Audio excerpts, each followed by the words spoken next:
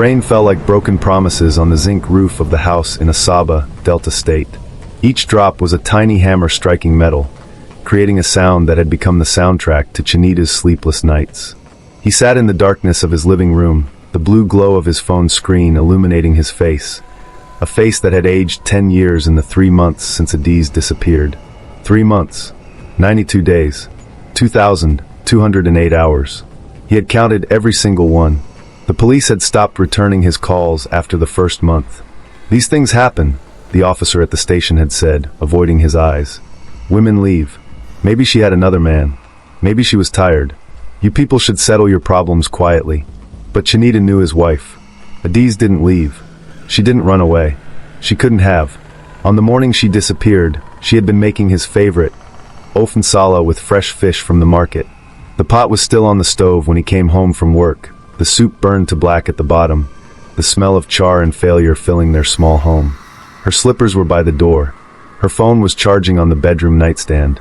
Her wedding ring, the simple gold band they had saved for months to buy, sat in a small dish by the bathroom sink. Nobody leaves their wedding ring behind. Nobody. Chinita's thumb moved across his phone screen, scrolling through their photos for the 1,000th time. Adiz on their wedding day, her smile so bright it hurt to look at. Adiz at the market, holding up a fat yam and laughing. Adiz asleep on the couch, her wrapper loose around her waist, peaceful. Beautiful. Gone. His eyes burned, but no tears came anymore. He had cried them all out in the first 2 weeks. Now there was only a hollow space in his chest where his heart used to be, and a question that repeated itself like a prayer. "Where are you? Where are you? Where are you?" The phone buzzed in his hand. Chinita almost dropped it. His heart, that hollow thing, suddenly remembered how to pound. The screen showed a new message from an unknown number. No name. No profile picture. Just digits he didn't recognize. His fingers trembled as he opened it. It was a photo. At first, Chinita couldn't understand what he was looking at. The image was dark, taken from a strange angle. But as his eyes adjusted, recognition hit him like a fist to the stomach. It was his living room. This room. The same brown leather couch he was sitting on. The same cracked television in the corner.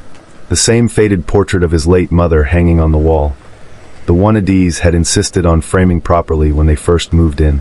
But the photo was taken from inside the wall. Chinita's breath caught in his throat. The angle was wrong, too low, too far back. It was as if someone had removed the drywall and taken the picture from behind it, looking out into the room. He could see the couch clearly, could see the coffee table with his empty cup from this morning, could see. His blood turned to ice. He could see himself, right now, sitting in the darkness, staring at his phone. The photo had been taken seconds ago. Chinita jumped to his feet, his phone clattering to the floor. He spun around, his eyes searching the walls wildly. The rain drummed louder, or maybe it was his heartbeat in his ears. The living room suddenly felt too small, the walls too close, the shadows too deep. "Who is there?" His voice cracked. "Who is in my house?" Silence answered him. Just the rain and his ragged breathing. He moved to the wall where the angle suggested the photo had been taken, the wall behind the television.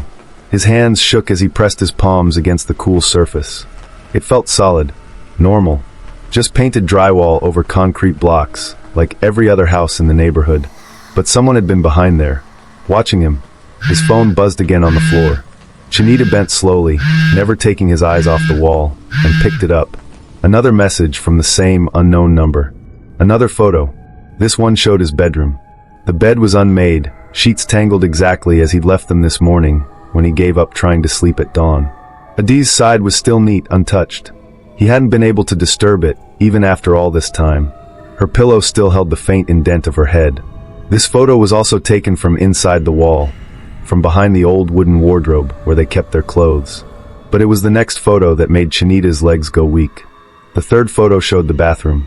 The small bathroom with the cracked mirror and the rusty shower head Adiz had been begging him to replace.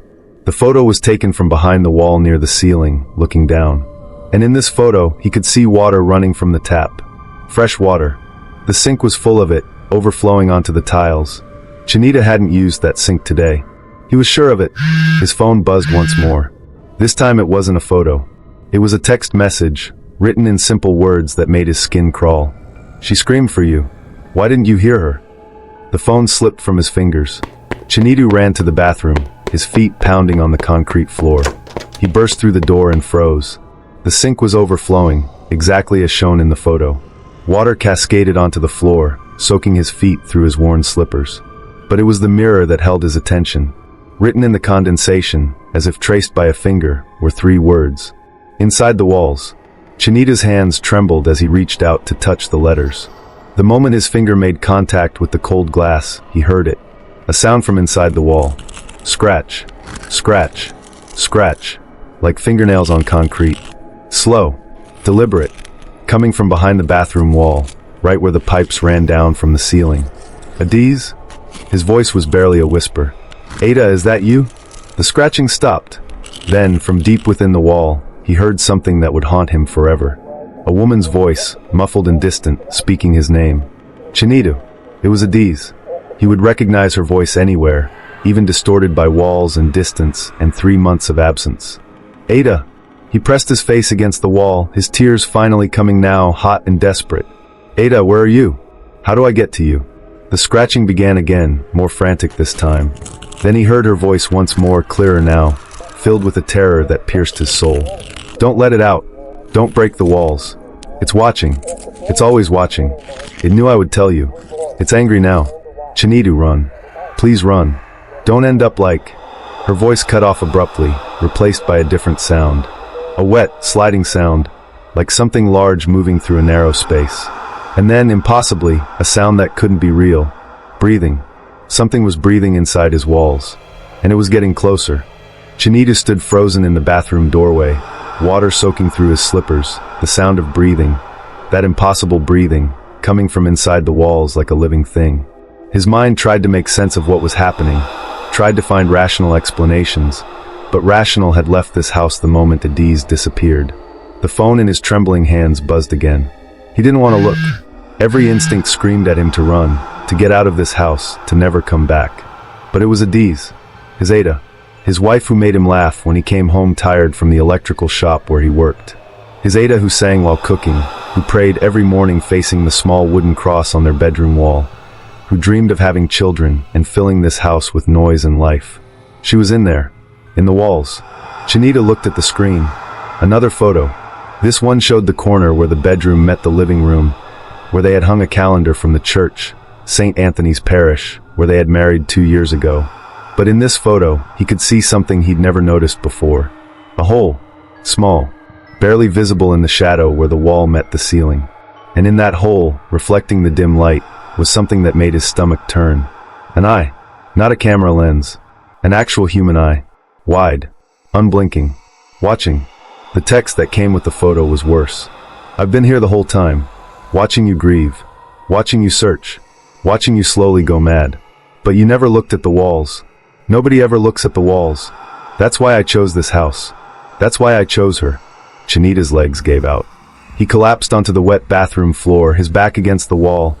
That treacherous wall that had been hiding secrets and horrors while he slept, while he ate, while he cried himself to sleep on the couch because the bedroom felt too empty without Adiz. Who are you? He typed the message with shaking fingers and sent it to the unknown number. What do you want? The response came immediately. I'm the space between. I'm the darkness you don't see. Your wife was so beautiful, Chinidu. So full of life. I watched her for weeks before I took her. Watched her cook. Watched her bathe. Watched her wait for you to come home. She never knew I was there. They never do. They. The word made Chinita's blood run cold. What do you mean they? Who else? 3 photos came in rapid succession. The first showed a different room. Not his house, but similar construction. Behind a broken section of drywall, he could see bones. Human bones. A skull with wisps of dark hair still attached. The second photo showed another location. More bones. A woman's dress, faded and rotted. A small gold chain tangled in the ribcage. The third photo showed documentation. Newspaper clippings photographed from what looked like a collection. The headlines were in Igbo and English.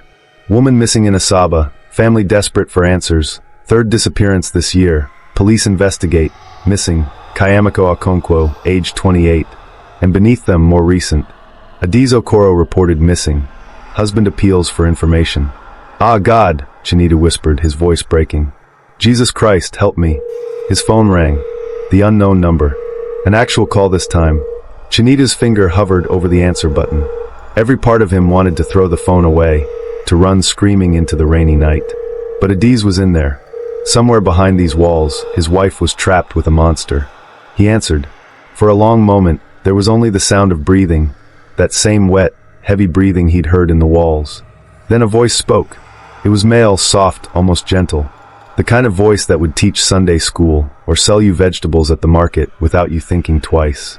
Chinita, the voice said. You're wondering if she's still alive. Please, Chinita begged, his tears falling freely now. Please, I'll do anything. Just let her go. Take me instead. Please. She's alive, the voice continued, as if Chinita hadn't spoken. But she's changed. 3 months in the walls changes a person. The darkness, the hunger, the things she's seen, the things she's heard. Where is she? Chinita screamed into the phone. Tell me where she is. Stand up, the voice commanded. Chinita stood, his legs weak, water squelching under his feet. Go to your bedroom. To the wardrobe. He moved like a man in a nightmare, his phone pressed to his ear, his free hand trailing along the wall for balance. The living room seemed longer than usual, the shadows deeper. The rain had become a downpour, hammering the zinc roof with a sound like stones falling from heaven. He reached the bedroom. The wardrobe stood against the far wall, an old wooden thing they'd bought secondhand from a neighbor who was moving to Lagos. It had never sat quite flush against the wall. There was always a small gap behind it. Move the wardrobe, the voice instructed. Why are you doing this? Chinita asked, his voice hollow. What did we do to you? Move it. Chinita set the phone on the bed, putting it on speaker. He grabbed the side of the wardrobe and pulled. It was heavy, filled with their clothes, his work shirts, Adi's church dresses, the traditional attire they wore for weddings and ceremonies. The wood scraped against the concrete floor with a sound like a scream. Behind the wardrobe, the wall looked normal at first. Same white paint, same cracks from the house settling. But as Chinita looked closer, he saw it. A seam, perfectly cut. A section of drywall about 2 feet wide and 3 feet tall had been removed and then carefully replaced. From a distance, painted over, it would be invisible. But up close, once you knew to look for it, it was obvious. Someone had cut a door into his wall. Open it, the voice said from the phone. Chinita's hands found the edges of the cut section. His fingernails scratched at the seam until he could grip it. He pulled. The drywall came away easily, revealing darkness behind it. Not the concrete blocks that should have been there, but empty space. A tunnel. The smell that emerged made Chinita retch, decay and dampness, and something else. Something alive and wrong. Look inside, the voice whispered. Chinita picked up his phone and turned on the flashlight. The beam of light penetrated the darkness, revealing horrors he would never be able to unsee. The space behind the wall was larger than it should be. Someone, this thing, this monster, had excavated the concrete blocks, had carved out a network of passages between the walls of his house and possibly beyond. The tunnels were narrow, barely wide enough for a person to crawl through, but they branched in multiple directions. And everywhere, covering every surface, was hair. Long black hair. Adiz's hair. He recognized it immediately. She had been so proud of her natural hair, had spent hours braiding it, oiling it, caring for it. But there was too much of it. Far too much hair for one person. It covered the walls of the tunnel like a horrible carpet, stuck to surfaces with something dark and sticky. In some places, it was matted together in thick clumps. In others, it lay in long strands that moved slightly in the air current from the open wall. And there was more. Scratches in the concrete. Deep gouges made by fingernails.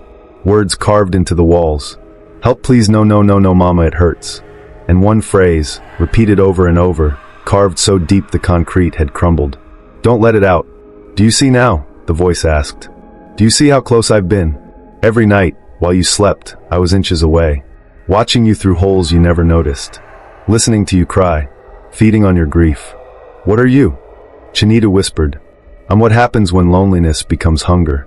When watching becomes needing. When needing becomes taking. The voice paused. I've lived in walls for 7 years, Chinita. Moving from house to house. Taking women. Keeping them. Sometimes they last months. Sometimes only weeks. You're Adiz, she's strong. She's lasted longer than most.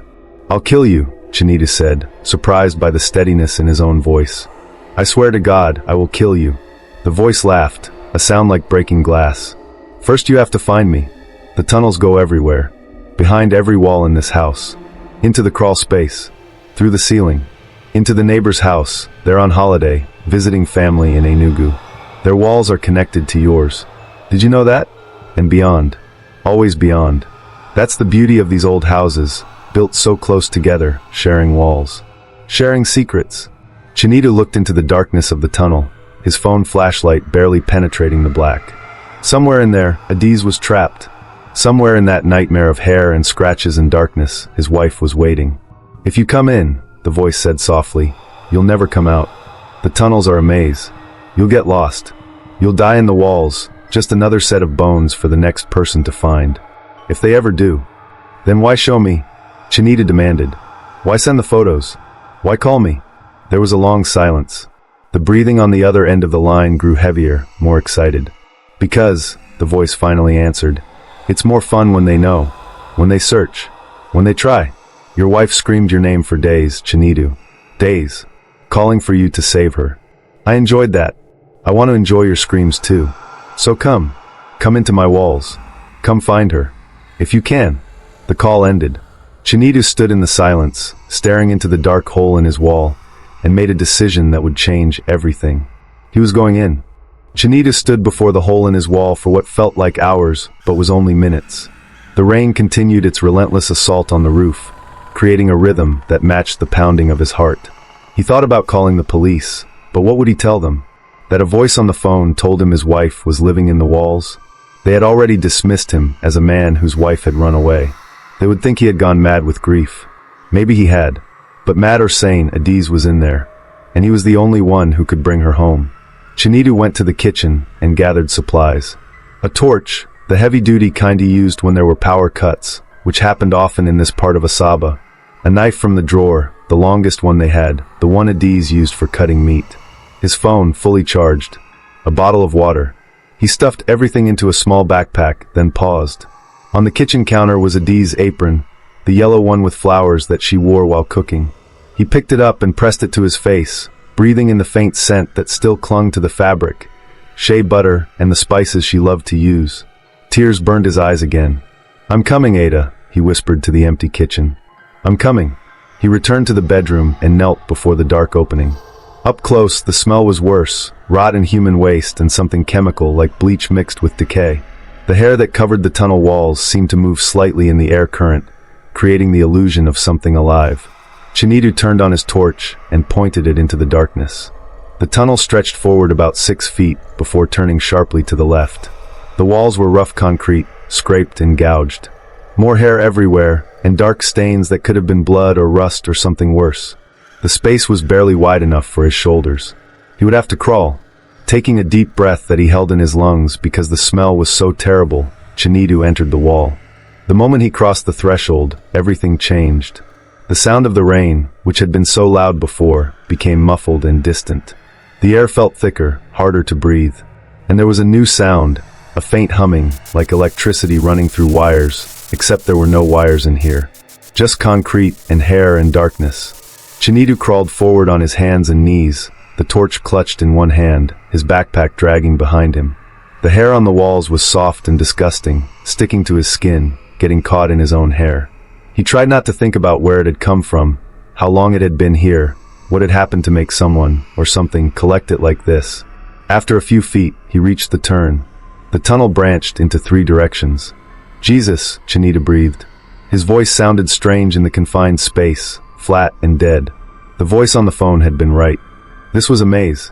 Someone had spent years creating this network of tunnels, excavating concrete block by block, creating passages between the walls of multiple houses. The amount of work it would have taken was insane. The dedication was terrifying.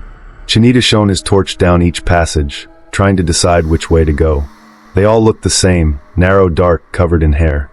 But then he noticed something in the middle tunnel. Fresh scratches in the concrete.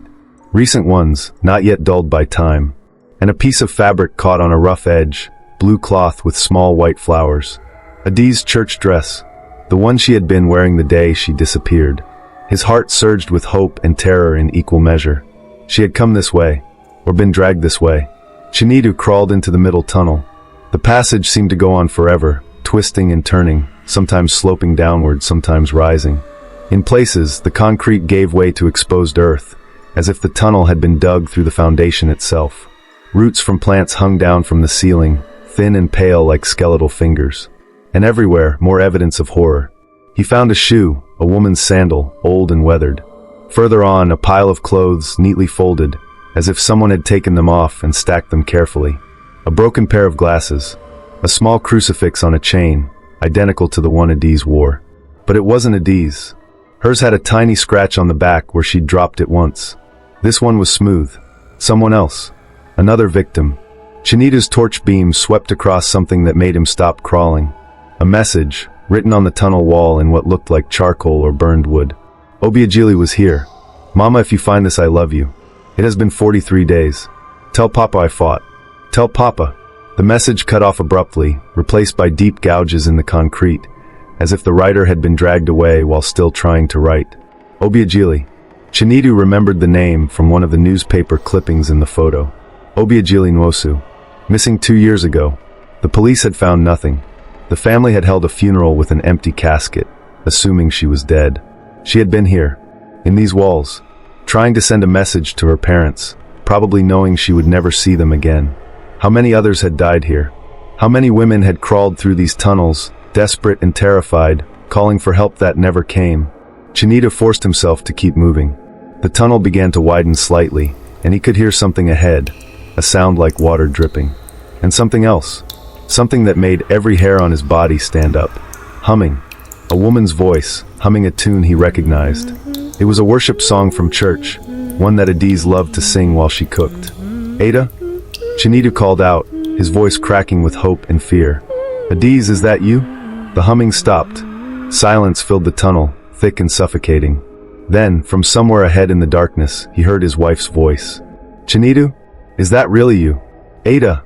Chinita scrambled forward, forgetting caution, forgetting the knife in his backpack, forgetting everything except the fact that his wife was here. She was alive. She was so close. Ada, I'm here. I'm coming. No. Her voice was sharp, panicked. No, Chinita, go back. You have to go back. It's a trap. He knows you're here. He's been waiting for you to come. Her words cut off with a scream. Not a scream of pain, but of frustration and rage. And then Chinita heard other sounds, a scuffle, something being dragged, Adiz yelling words in Igbo, cursing, fighting. He crawled faster, his knees scraping on the concrete, his torch beam bouncing wildly. The tunnel opened into a larger space, a chamber of some kind, maybe where multiple passages converged. And there, in the circle of his torch light, he saw his wife. Adiz was chained to the wall. The sight of her hit Chinidu like a physical blow. She was thin, so thin her bones showed through her skin. Her beautiful hair had been cut short, hacked off unevenly, and what remained was matted with dirt and blood. Her church dress was torn and filthy, hanging off her frame like a rag. Her feet were bare, covered in cuts and bruises. Around her ankle was a thick chain, bolted into the concrete wall, giving her maybe 6 feet of movement. But it was her eyes that broke his heart. They were wild, desperate, and filled with a terror so deep it seemed to have no bottom. This was not the woman who had left him breakfast and kissed his cheek 3 months ago. This was someone who had been broken by darkness and suffering and unspeakable things. Ada, Chinita whispered, tears streaming down his face. My God, Ada, you shouldn't have come, she said, her voice hoarse from screaming or thirst or both. Chinidu, you need to leave. Now. Before I what? The voice came from behind Chinidu. He spun around, his torch beam swinging wildly. For a moment, he saw nothing but the tunnel he had crawled through. Then the beam caught something, a figure, standing in a side passage he hadn't noticed, partially hidden by shadow. A man stepped into the light. He was ordinary. That was the most terrifying thing about him. He could have been anyone, a teacher, a shopkeeper, someone you'd pass on the street without a second glance. He was middle-aged, average height, wearing dirty clothes that might have once been respectable. His face was thin, his eyes dark and empty. But his hands were wrong. His fingernails were long and broken, caked with dirt and dried blood. And in one hand he held a camera, a small digital camera, the kind journalists used. Chinidu, the man said, smiling. You came. I knew you would. Love makes people so predictable. Chinidu grabbed the knife from his backpack, his hands shaking so hard he almost dropped it. Stay back. Stay away from us. The man laughed, that same glass-breaking sound from the phone. Or what? You'll stab me? In this tight space, in the dark, while I know every turn and passage and hiding place. He took a step closer. I've been living in walls for 7 years, Chinidu. 7 years. I know how to move in the dark. I know how to hunt in small spaces. Do you? Who are you? Chinidu demanded. Why are you doing this? My name is Ikena, the man said, as casually as if they were meeting at church. And I do this because I can. Because women are beautiful, and I love to photograph beautiful things. Because their fear is intoxicating. Because in here, in my walls, I am God. I decide who lives and who dies. I decide who eats and who starves.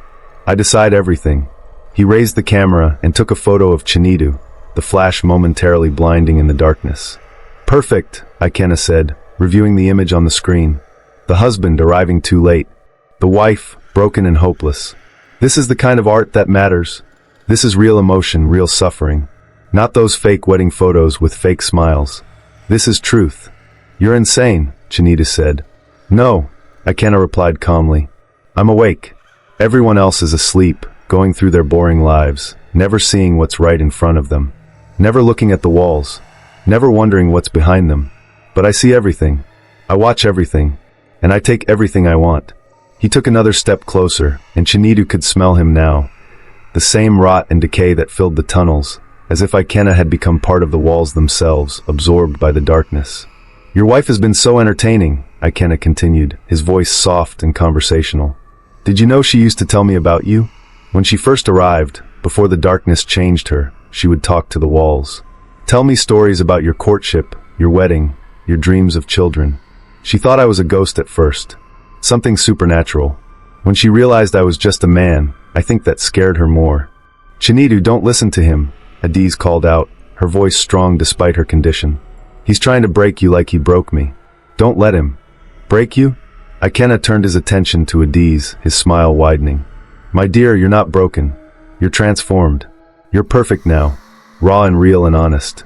No more pretending to be the good church wife. No more fake prayers and fake smiles. Just truth. He looked back at Chinidu. Did you know she tried to escape? 3 times. The first time, she almost made it to the opening near your bedroom. I had to drag her back by her hair. She fought like a wild animal. It was beautiful. I took so many photos. Rage exploded in Chinidu's chest, overwhelming his fear. He lunged forward with the knife, screaming, all thoughts of caution gone. But Ikena was faster. He sidestepped in the narrow space with practiced ease, and as Chinidu stumbled past, he brought something down hard on Chinidu's back. Pain exploded through his body. The knife clattered from his hand. His torch fell, rolling away, its beam spinning crazy shadows on the walls. Chinidu collapsed to the ground, gasping for air. He tried to stand, but his body wouldn't obey. Through tears of pain and rage, he looked up and saw what Ikena was holding. A metal pipe, old and rust-covered, probably from the house's plumbing. You see, Ikena said, standing over him. I told you. I know these walls. I know how to survive in them. You're in my world now, and in my world I make the rules. He raised the pipe again. No! Adiz screamed, pulling against her chain with such force that blood began to run from her ankle. Leave him alone. Take me instead. I'll do whatever you want, just please, please don't hurt him. Ikena paused, the pipe held high. He looked at Adiz with something that might have been surprise or pleasure. It was hard to tell on his empty face. Do you mean that? He asked. Would you really cooperate? Stop fighting? Stop trying to escape? Just to save him? Yes, Adiz sobbed. Yes, anything. I'll be good. I'll do whatever you say. Just let him go. Please. Ikena lowered the pipe slowly. He tilted his head, considering, like a child deciding whether to pull the wings off a butterfly or save it for later. Interesting, he said finally. Love really is the greatest weakness, isn't it? You lasted 3 months of torture without breaking, but 5 minutes of watching your husband suffer, and you're ready to surrender completely. He smiled. I think I'll keep you both. The pipe came down again, and Chinidu's world exploded into stars and darkness. When Chinidu woke, he couldn't see anything. For a terrible moment, he thought he had gone blind. Then he realized his face was pressed against cold concrete, and his eyes were simply closed, crusted shut with dried blood. He tried to move and immediately regretted it. Pain shot through his body, his back, his head, his ribs. Everything hurt. Memory crashed back. The tunnels. Ikena. Adiz. Adiz. Chinita forced his eyes open, blinking away blood and tears. The darkness around him was complete, absolute. No light penetrated whatever space he was in now. He tried to sit up and discovered his hands were bound behind his back with what felt like wire, cutting into his wrists. "Ada?" His voice came out as a croak. "Adiz, are you here?" "Chinidu." Her voice came from somewhere to his left, relief and despair mixed together. "Thank God. I thought he killed you. You've been unconscious for hours." "Where are we?" "Deeper in the walls. One of his rooms. He has several of them. Places where he keeps us." "Us." The word sent ice through Chinita's veins. "Ada, what do you mean us?" A long silence. Then Adiz spoke again, her voice barely above a whisper. "Chinidu, I'm not the only one here. There are others." Before Chinidu could process this information, another voice spoke from the darkness. A woman's voice, young, trembling with fear and something else, hope. "Is it true?" the voice asked. "Did someone really come from outside? Did someone finally come?" "Who's that?" Chinidu asked. "Who else is here?" A match flared in the darkness, held by a trembling hand. In its brief light, Chinita saw his wife's face, gaunt and exhausted, and beyond her, two other figures. Two other women, chained to the walls like Adiz. The match burned down and went out, plunging them back into darkness. But Chinidu had seen enough to know his nightmare had just gotten infinitely worse. "My name is Kayamika," the young voice said. "I've been here for 8 months. And this is Ngozi. She's been here for 2 years. 2 years. Chinita felt sick. Why hasn't anyone? Because no one knows where to look. A third voice interrupted, older, harder, worn down by time and suffering. This must be Ngozi. Because he's smart. He chooses women who live alone, or who won't be missed right away. He watches us for weeks before he takes us. He learns our patterns, our lives, our weak moments. And then one day we just disappear. Into the walls. And no one ever finds us. Except you found us, Kayamika said, and Chinidu could hear the desperation in her voice. You came from outside. You know where the entrance is. You can lead us out. You can save us. Chinidu tried to think through the pain in his head. I don't know if I can remember the way. The tunnels, they twist and turn. And he is gone, Adiz said quickly. He left after he brought you here. He always leaves. He has another life, you see. Another existence above. He goes to work, goes to church, smiles at his neighbors.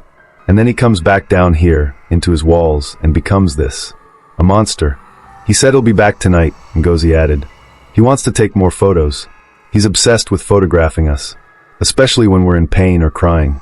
He says it's art. He says suffering is the only honest emotion. Another match flared. This time, Chinita saw the women more clearly. Kayamika looked young, maybe 25.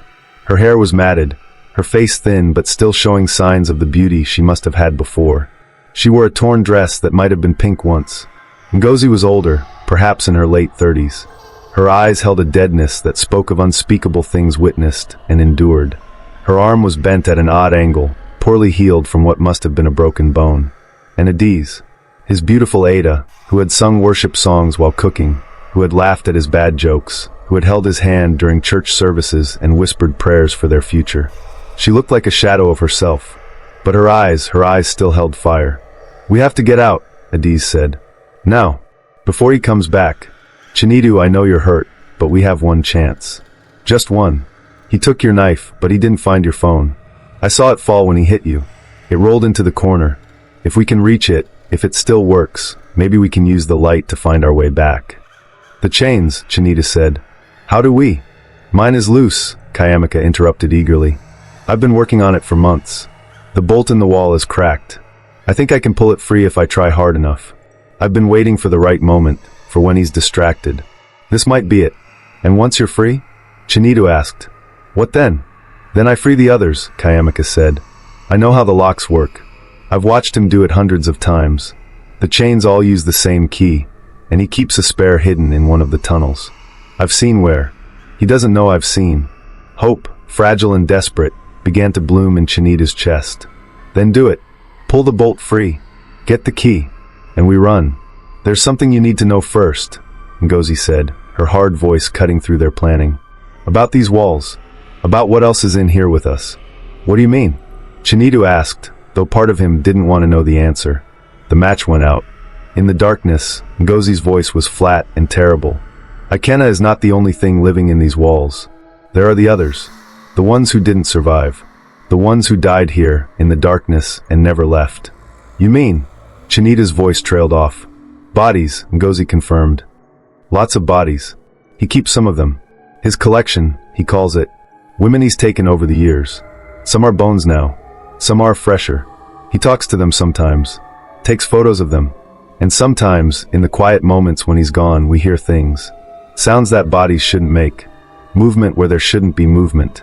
You're talking about ghosts, Chinita said, trying to keep his voice steady. I'm talking about what happens when people die in darkness and pain, with no one to pray for them, no one to give them proper burial, Ngozi replied. Whether you call them ghosts or spirits or something else, they're here. In the walls with us, and they don't want us to leave. Ngozi, please, Adiz said. You're scaring everyone. Good, Ngozi snapped. Everyone should be scared, because if we try to escape and we get lost, if we end up in the deeper tunnels where the old bodies are, we won't just be fighting Ikena. We'll be fighting everything this place has become. All the pain and death and suffering, it's soaked into these walls. The walls remember, and they're hungry. Chinita felt his hope begin to crack. Then what do you suggest? We just stay here? Wait to die? No, Ngozi said quietly.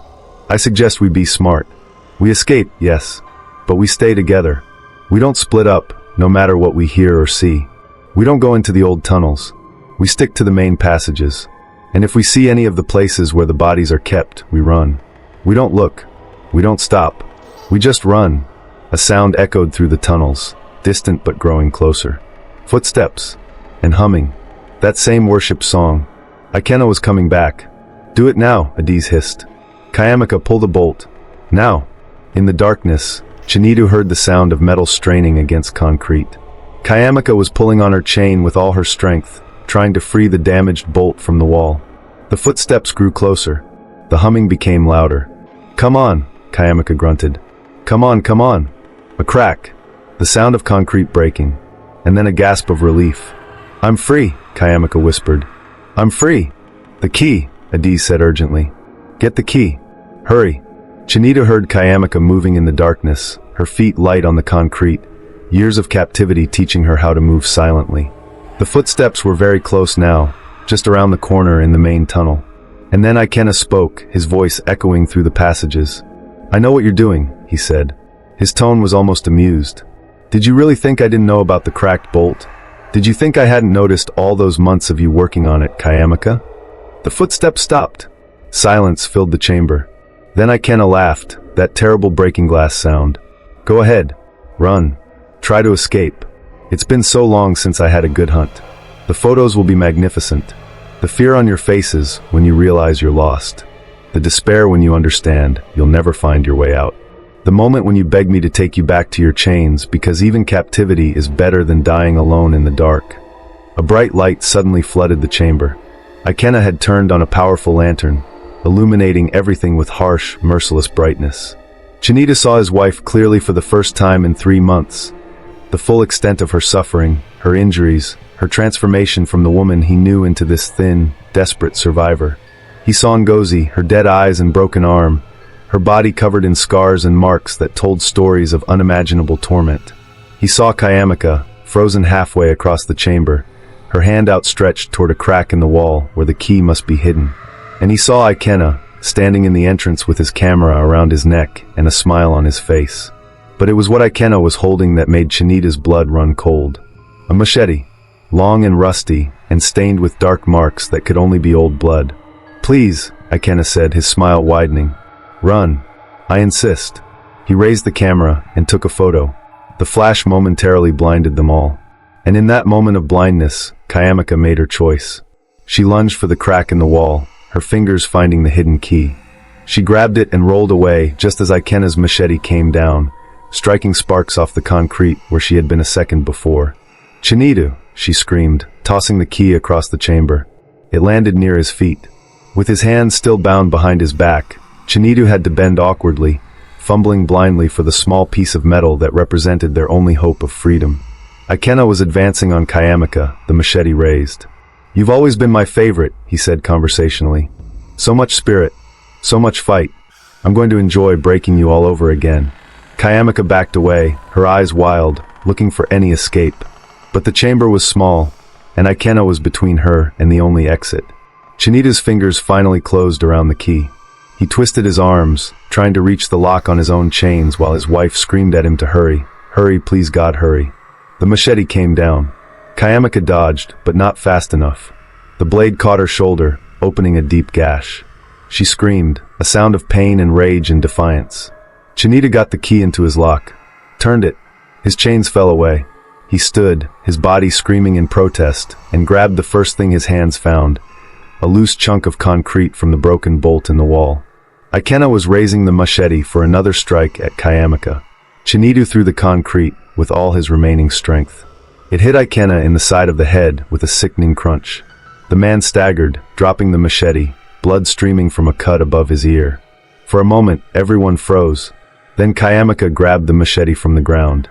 Her hands shook as she pointed it at Ikena, her shoulder bleeding heavily, but her eyes blazing with an emotion beyond fear. "Give me one reason," she whispered, "why I shouldn't kill you right now." Ikena looked at her, then at Chinita, then at Adiz and Ngozi still chained to the wall.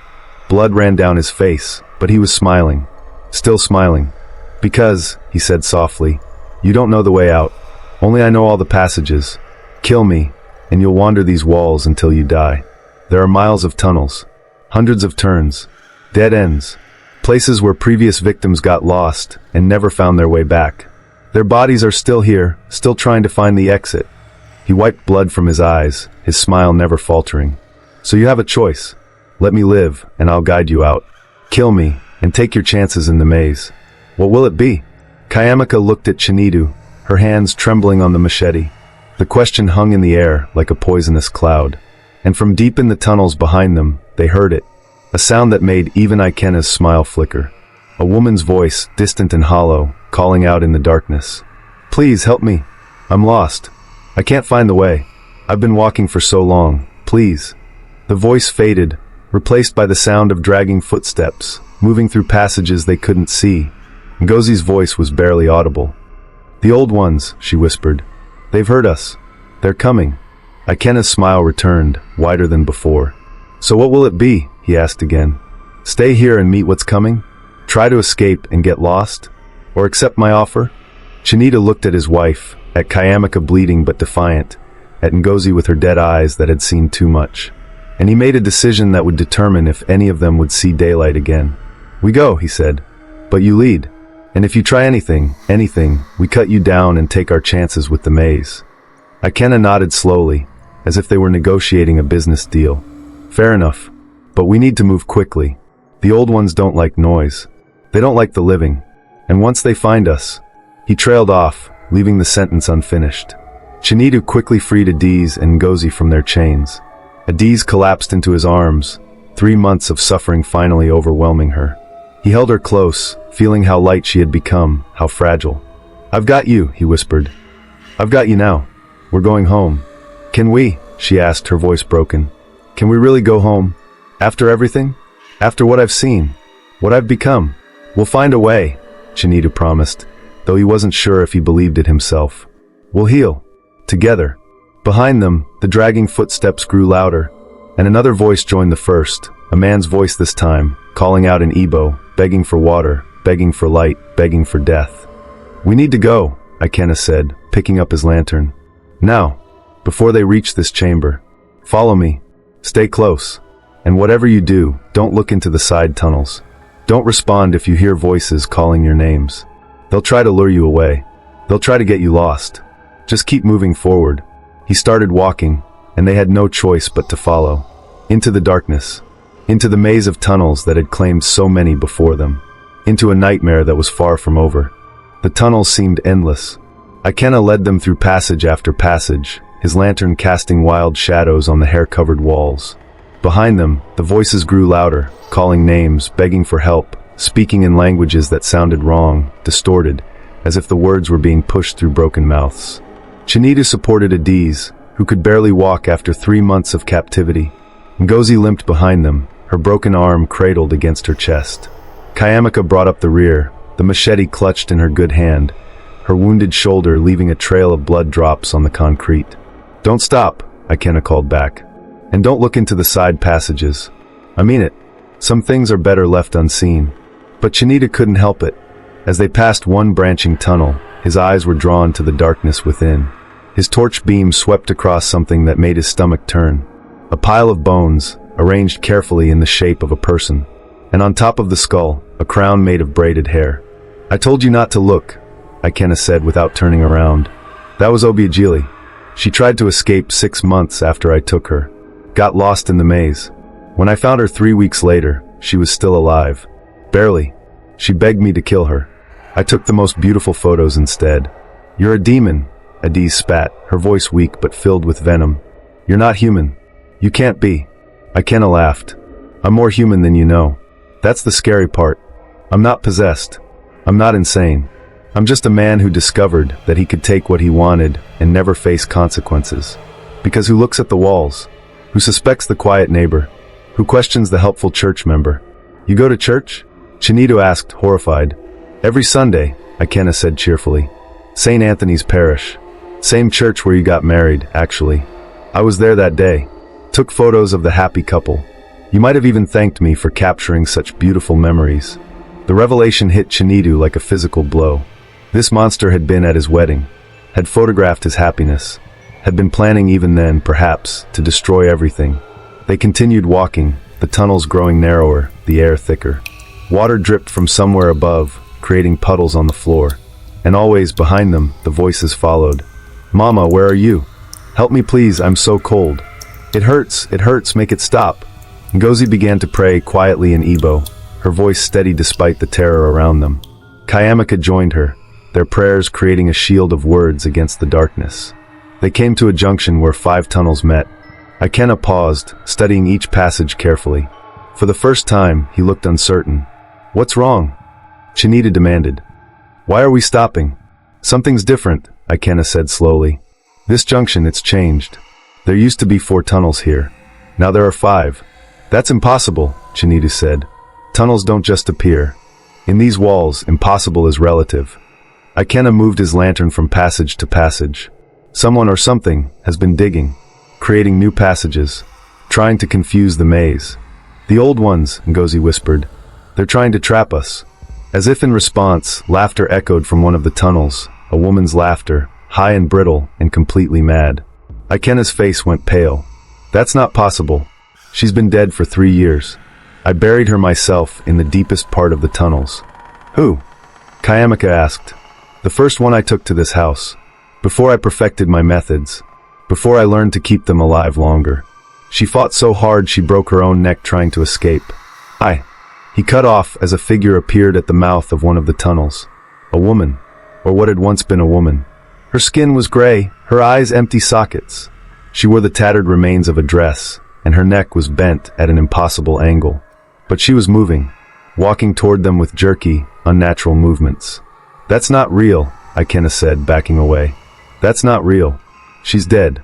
Dead. But the thing kept coming. And behind her, more figures emerged from the tunnels.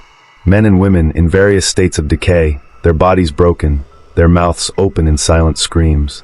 The old ones, all the victims who had died in these walls, who had never been found, never been mourned, never been laid to rest properly. They had become part of the walls, absorbed by the darkness, transformed into something neither living nor dead. Run! Chinita shouted. They ran. Ikenna's certainty abandoned him completely. He chose a tunnel at random, and they plunged into it, the shambling figures following behind. The voices were all around them now, coming from the walls themselves, from above, from below. The tunnel began to slope upward. Chinita felt a faint breeze on his face, fresh air. They were getting closer to the surface. But the old ones were getting closer too.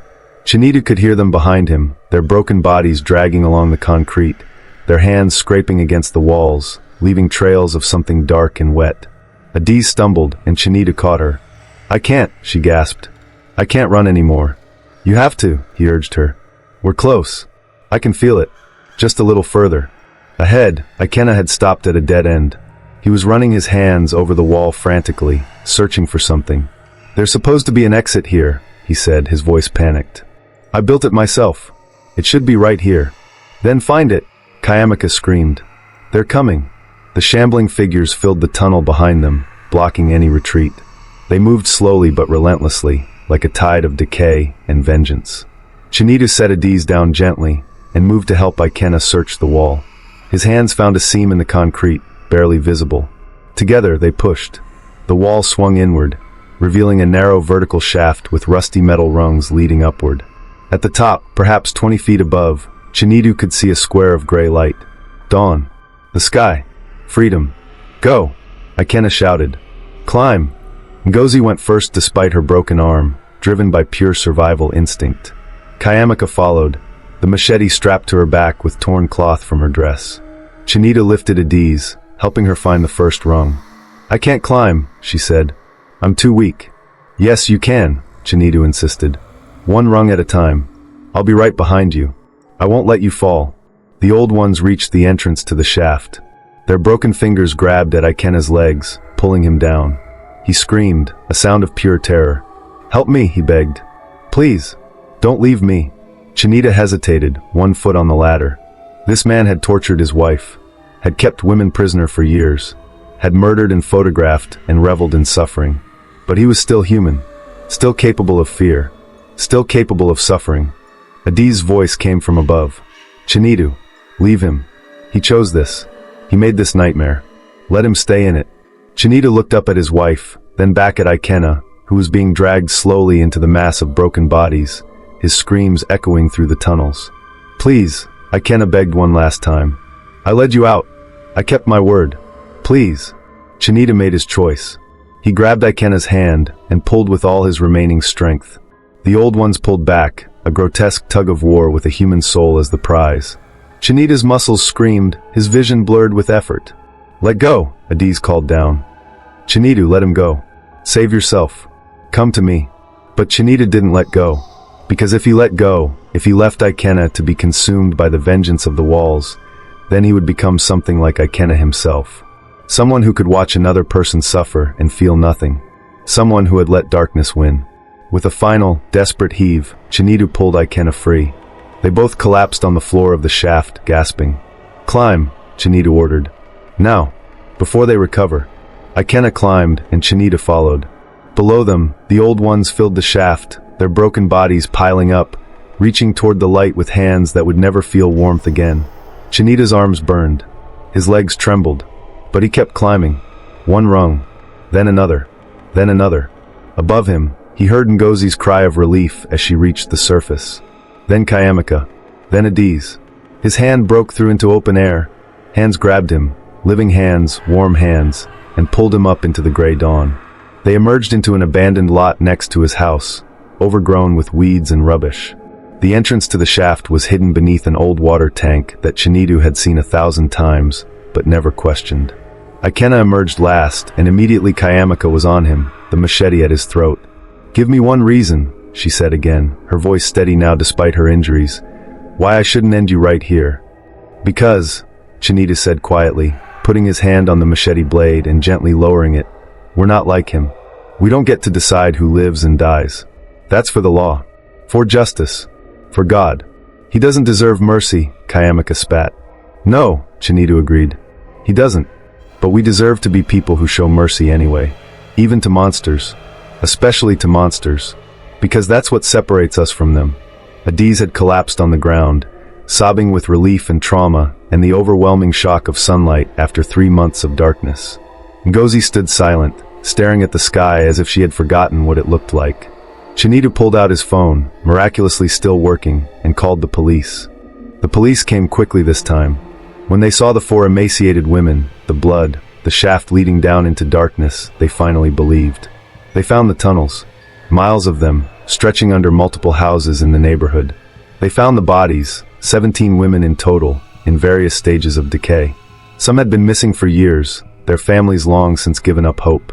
They found Ikenna's photography collection, thousands of images documenting his crimes, organized meticulously by date and victim.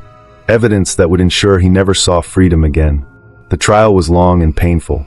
Chinedu, Adiz, Kayamika, and Ngozi all testified, reliving their nightmares in front of strangers and cameras. The media called it the House of Walls case. It became national news, international news. Everyone wanted to know how such horror could hide in plain sight. Ikenna was sentenced to life in prison, no possibility of parole. As he was led away, he looked directly at Chinedu and spoke words that would haunt him for years. "You saved me. Why? I would have left you to die without a second thought." Chinedu met his eyes. "I know. That's the difference between us. That's why I'm going home to my wife, and you're going to a cell. Because I chose to stay human. You chose to become a monster." 2 years later, Chinedu stood in the doorway of their new house in a different part of Asaba, watching Adiz in the garden. She was planting flowers, bright yellow ones that loved the sun. Her hands, once so thin and broken, were steady now. Her body, once skeletal, had filled out with proper food and care and time. But her eyes still held shadows. They all did. Kayamika had moved to Lagos, working with an organization that helped trafficking victims. She called Adiz every Sunday, and they would talk for hours, helping each other heal. Ngozi had returned to her family in Enugu. Her arm had healed as much as it could with surgery and physical therapy. She had started painting, abstract works filled with darkness and light, trauma transformed into art. The nightmares never fully left any of them. Some nights, Chinedu would wake to find Adiz standing at the window, staring at the walls of their bedroom, making sure they were solid. Some nights, he would wake her from screams, holding her as she trembled and cried. But there were good days too. Days when she laughed. Days when they talked about the future, carefully, tentatively, but with hope. Days when the darkness receded enough to let light in. "Chinedu," Adiz called from the garden. "Come see. The first flower is blooming." He walked out to join her, and together they looked at the single yellow blossom that had opened toward the sun. "It's beautiful," he said. "Yes," she agreed. "Beautiful things can still grow, even after darkness, even after pain. They just need time and light and someone to care for them." She took his hand, a gesture that still sometimes made her flinch, but less often now, and they stood together in the sunlight. "Do you think we'll ever be normal again?" she asked quietly. "I don't know," Chinedu answered honestly. "I don't think we'll ever be who we were before. Too much has changed. But maybe we can be something new. Something that survived the darkness and came out stronger." "I hope so," she whispered. "Some days I'm not sure. Some days I wake up and I can still smell the walls, still feel the chains, still hear the voices." "I know," Chinedu said, "but those are just some days. And there are other days. Days like this one. Days with flowers and sunlight and hope. We have to hold on to those days. We have to believe they'll outnumber the dark ones eventually." In the distance, church bells rang. St. Anthony's Parish, where they had married. They hadn't been back since the trial. The memory of Ikenna being there, photographing their wedding, was too painful. But maybe someday. Maybe when the healing went deeper. "I've been thinking," Adiz said suddenly, "about what you did, when you pulled him out instead of leaving him to the old ones." "I've thought about it too," Chinedu admitted. "Sometimes I wonder if I made the wrong choice. If I should have let justice take its own form." "No," Adiz said firmly. "You made the only choice that kept you human. That kept us human. If you had left him, if you had become someone who could watch another person suffer without helping, even when they deserved it, then he would have won. The darkness would have changed you into something like him." She turned to face him fully, her eyes, those beautiful eyes that still held shadows but also light, meeting his. "You saved me twice, Chinedu. Once when you came into the walls to find me, and once when you showed me that we could emerge from that horror without becoming monsters ourselves. That mercy is not weakness. That choosing compassion, even for the undeserving, is what makes us truly human." Tears ran down Chinedu's face. "I just wanted you home. I just wanted my Ada back." "You got me back," she said softly. "Not the same as before, but still me. Still here. Still fighting. Still choosing to live and love and hope, even after everything." They held each other in the garden, two survivors of darkness, choosing light. The story of the House of Walls became a cautionary tale told across Nigeria and beyond. But the lesson was not simple. It was not just about stranger danger or being careful or looking at walls. The deeper lesson was about the darkness that can hide in plain sight, about how evil often wears the face of normalcy. The helpful neighbor, the friendly church member, the quiet man who no one suspects. But more than that, it was about the choices we make when confronted with darkness. Chinedu could have left Ikenna to be consumed by vengeance. No one would have blamed him. The law might not have even questioned it. But he chose differently. He chose to remain human even in the face of monstrosity. And that choice, that moment of mercy shown to someone who deserved none, became the thing that saved not just Ikena's body, but Chinita's soul. Because the real walls are not made of concrete and drywall. The real walls are the ones we build in our hearts when we let pain and anger and the desire for vengeance consume us. Those walls trap us more surely than any physical prison. To remain human in the face of inhumanity. To show mercy to the merciless. To choose light even after experiencing profound darkness. These are not weaknesses. They are the greatest strengths we possess. And so the survivors lived on, carrying their scars but refusing to let those scars define them. They chose to plant flowers, to laugh again, to love again, to hope again, because that is the ultimate victory over darkness, not just to survive it, but to emerge from it still capable of beauty, still capable of compassion, still capable of choosing to be human in a world that often rewards becoming a monster. The walls remember, but so does the light, and in the end, we get to choose which one we serve. Remember, the monsters we fear are often hiding in plain sight, but the greatest monster of all is the one we become when we let darkness consume our humanity. Choose light. Always choose light, even when it's hard, especially when it's hard. Watch over your neighbors. Look for those who seem lost or afraid. Be the person who notices when someone disappears. Be the person who asks questions. Be the person who shows mercy, even to the undeserving. Because in the end, we all share these walls we call society. And we all have a responsibility to make sure they shelter life, not consume it. Be the light someone needs. This story may be fiction, but the reality it reflects is not. Right now, across Nigeria and around the world, there are women and men trapped, not always in physical walls, but in situations of abuse, trafficking, domestic violence, and silent suffering. Here's what you can do. 1. Notice the missing. If someone in your neighborhood, workplace, or church suddenly disappears, don't assume they just left. Ask questions. Report it. Insist on answers. Keep a mental note of vulnerable people around you. Those who live alone, those who seem isolated, those who might not be missed immediately. 2. Trust your instincts. If someone seems uncomfortable around a particular person, even if that person seems nice to everyone else, pay attention.